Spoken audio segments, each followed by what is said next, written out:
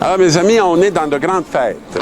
Et j'ai tellement de souvenirs de cette fête-là quand j'étais enfant, qu'on appelait la fête Dieu et qu'on se retrouvait à manifester dans les rues. Et c'était extraordinaire de voir dans la ville de Montréal comment tout le monde se mobilisait. Ça ne pouvait pas passer inaperçu. Et pour nous, c'était le début de nos fêtes. On voyait la fin de l'année arriver, là, qu'on s'en irait bientôt à la campagne. Et il y avait comme tout un engouement que je ne pourrai jamais oublier. Et on a des œuvres célèbres dans notre... et très populaires dans le Québec, et des choses qui ont été écrites par des grands, je dirais, hommes de théâtre. Mais là, on va laisser faire le théâtre, puis on va revenir à la profondeur du texte qui va d'abord s'enraciner dans un moment très, très, très capital de l'histoire sainte. Et le personnage qui va entrer en scène, c'est Moïse. Et Moïse qui vient rapporter au peuple toutes les paroles du Seigneur et tous ses commandements. Bon, disons qu'on les a un peu oubliés, là, nous autres, là, depuis un certain temps. Ils nous sont rapportés moins souvent. Moi, ils m'ont été rapportés vraiment de façon très régulière, parce que après le chapelet qu'on disait en famille, il y avait toujours la récitation des 10 commandements de Dieu, puis des 7 commandements de l'Église, et toutes les prières que mes parents avaient appris, ils nous les faisaient connaître, puis ils nous les transmettaient jour après jour. Alors, ici, ben, c'est ça que Moïse fait. Et, bon, oui. Alors, c'est pas l'Esprit Saint, ça, faites-vous-en pas, on fait du bruit. Voilà. Alors, il vient rapporter toutes les paroles du Seigneur et tous ses commandements. Alors, le peuple répondit d'une seule voix. Toutes ces paroles que le Seigneur a dites, nous les mettrons en pratique. Alors moi, je suis issu d'un temps où on était très pratiquants. Et c'était à peu près ça qu'on actualisait tous les jours de notre vie. On essayait d'actualiser les paroles qui nous avaient été dites de la part de Dieu, qui venaient pour nous, ben, très souvent des prêtres de paroisse qui s'occupaient de nous, mais aussi de nos éducateurs et de nos parents, à cause de cette unité qui existait à ce moment-là. Alors, le lendemain matin, Moïse bâtit un autel au pied de la montagne, dressa 12 pierres pour les 12 tribus d'Israël, puis il chargea quelques jeunes Israélites d'offrir des holocaustes et d'immoler au Seigneur de jeunes taureaux en sacrifice de paix. Et là, voyez-vous, là, de la parole, on passe au sacrifice. Alors, il faut être attentif à ça. Et un sacrifice qui va être de paix. Il va prendre la moitié du sang des bêtes, puis il va la mettre dans les bassins, puis il va asperger l'autel avec ce sang des bêtes. Et puis tout le peuple va répondre, tout ce que le Seigneur a dit, nous le mettrons en pratique. C'est comme scellé dans le sang de l'offrande. Et après ça, il va prendre l'autre partie du sang, puis il va en asperger le peuple. Et ils vont dire, voici le sang de l'alliance que sur la base de toutes ces paroles, le Seigneur a conclu avec nous. Alors ce texte-là, il est très fondamental si on veut comprendre l'Eucharistie, parce que maintenant, ce n'est plus scellé dans le sang des bêtes, mais c'est scellé dans le sang de quelqu'un, qui est Jésus-Christ.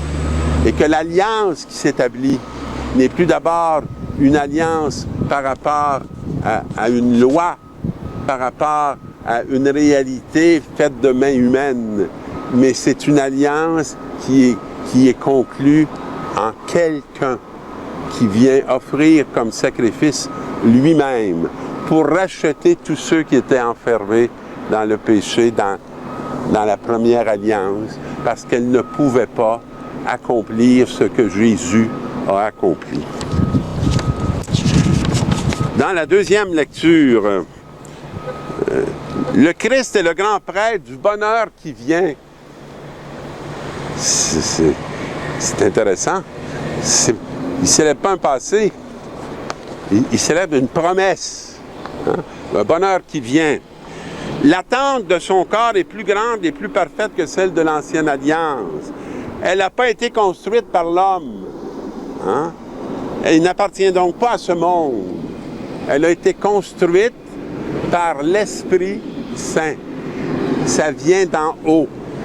Mais ça vient d'en haut dans la rencontre avec en bas. Voilà.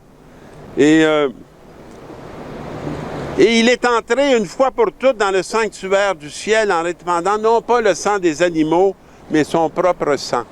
Alors, je ne sais pas si vous voyez comment on fait le passage dans ce texte qui est aux Hébreux et qui va nous conduire à quelque chose. Poussé par l'Esprit éternel, Jésus s'est offert lui-même à des actes qui mènent à la mort pour que nous puissions célébrer le culte du Dieu vivant. Alors, on ne célèbre pas la mort, on n'est pas enfermé dedans. On rend une immense action de grâce à celui qui nous a sortis du déterminisme du péché. Alors, arrêtons de pleurer nos péchés, puis réjouissons-nous dans l'action de grâce pour dire merci à celui qui nous fait passer de la mort à la vie. Et ça, c'est bon, pas pour notre esprit, c'est bon pour notre quotidien. On n'est plus sous l'emprise de la chair. Hein? On est dans ce monde nouveau. Et nous, on est là, c'est là qu'on se trouve. Et ce monde nouveau dans lequel on est, on sait qu'il va s'accomplir de façon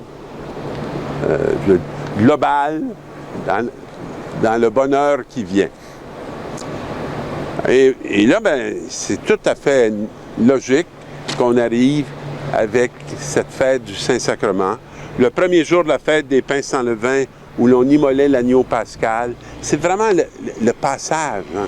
C'est un temps de passage. On sort de tous ces sacrifices de l'ancienne alliance, puis on rentre dans l'événement nouveau qui a transformé le monde de façon capitale et qui n'a pas de fin.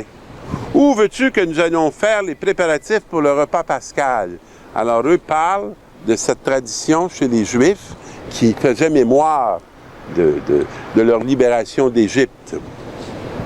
Alors, il dit, allez dans la ville et vous y rencontrez un homme portant une cruche d'eau. Bon, on passe très vite sur cette chose-là, je ne veux pas vous le commenter à l'infini, mais traditionnellement, ce n'est pas les hommes qui transportent les cruches d'eau, c'est les femmes dans ce monde-là. Alors là, on voit un homme qui transporte une cruche d'eau, alors c'est assez simple à remarquer. C'est assez simple à remarquer. Suivez-le. Puis là où il va entrer, dites au propriétaire, le maître te fait dire, où est la salle où je pourrai manger la Pâque avec mes disciples?